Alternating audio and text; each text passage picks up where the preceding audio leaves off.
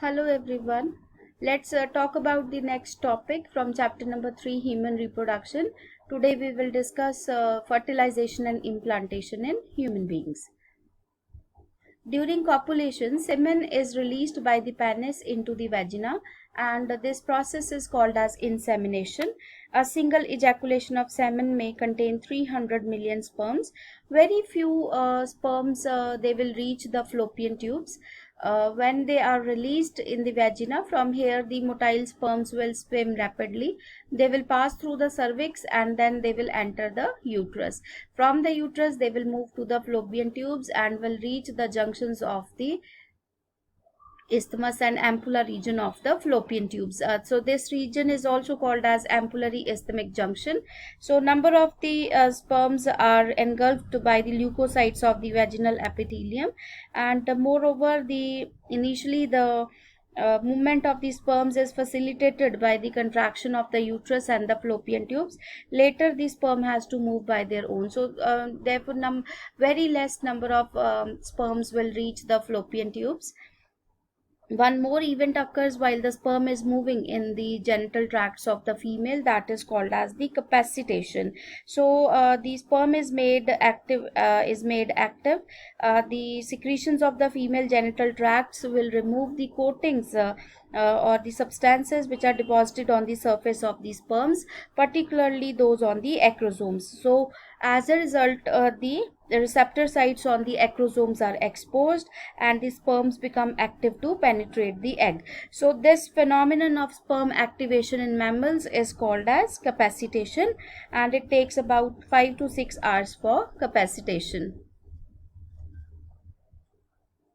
The ovum is also released by the ovary. We have been you were told that this was released at which stage? Yes, it was released at the secondary oocyte stage. So that secondary oocyte will now be transported to the ampullary isthmic junction where the fertilization takes place. So students, you have to learn that the fertilization takes place at the ampullary isthmic junction. So this is only possible if the ovum and sperms are simultaneously transported to the ampullary regions. So therefore it is this reason why not all copulations will lead to fertilization and pregnancy. So if the sperm happens to fuse with an ovum, the process will be called as fertilization. So what happens during fertilization? During fertilization, a sperm will come in contact with the zona pellucida layer of the ovum, and it will induce certain changes in the membrane of the ovum. So these changes are also known as cortical reactions. There are certain cortical granules which are present beneath the plasma membrane of the secondary oocyte. So these granules will fuse with the plasma membrane of the oocyte and they will release their content, including cortical enzymes between the plasma membrane and the zona pellucida. So these enzymes will harden the zona pellucida, and therefore it ensures that only one sperm can fertilize an ovum, that is monospermy is ensured. Another type of reaction which occurs is the acrosomal reactions. So the secretions of the acrosomes which help the sperm enter into the cytoplasm of the ovum through the zona pellucida and the plasma membrane. So the acrosome, as it was told that these are having a number of sperm license. So these sperm license will dissolve the corona radiata and will also digest the cells of the zona pellucida. So as a result, the membrane of this ovum will become depolarized on the entry of the sperm, and this will further ensure the monospermy. So that means the only single sperm can enter the oocyte. So soon after the sperm enters the oocyte, it will stimulate the secondary oocyte to complete its suspended meiotic division. So this oocyte will complete its second meiotic division, resulting into the formation of an haploid ovum and a small second polar body.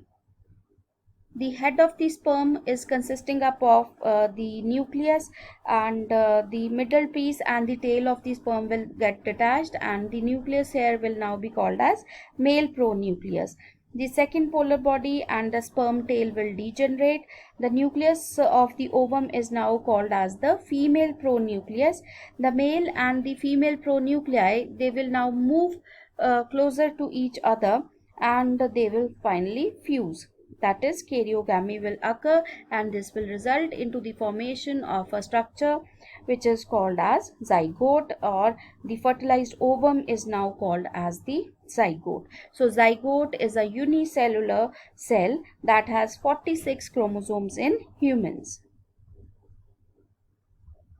So students, at this stage you have to remember that the sex of the child is determined.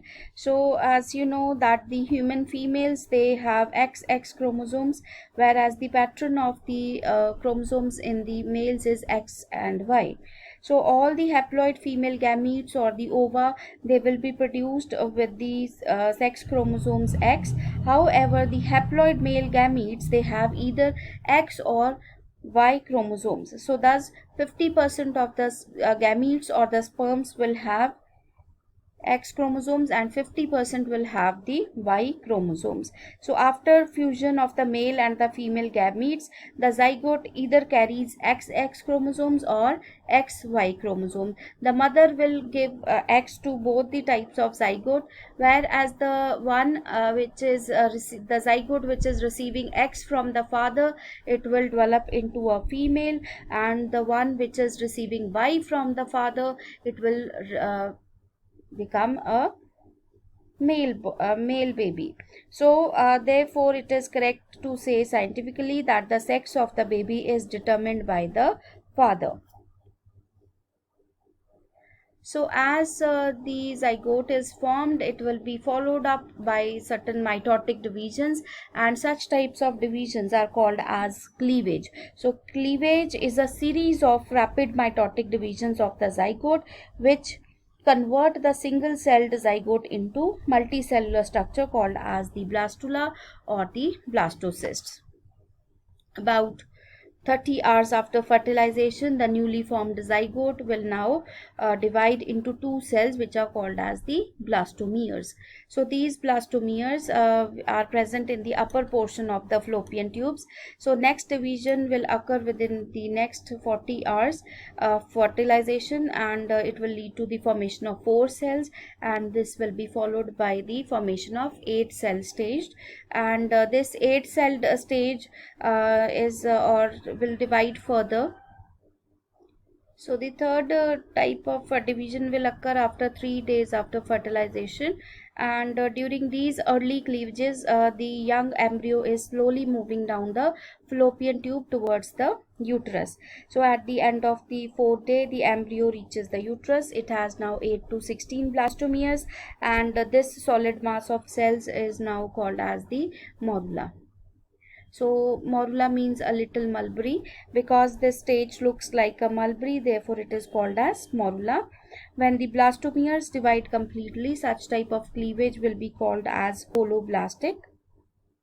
Finally, the cells of the morula will now move towards the uterus, and they will form another structure which is called as the blastocyst.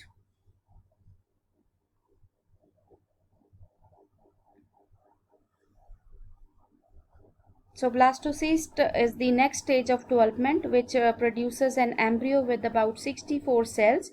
A cavity is formed within the cell mass. This cavity is called as blastocyst cavity or the blastocele.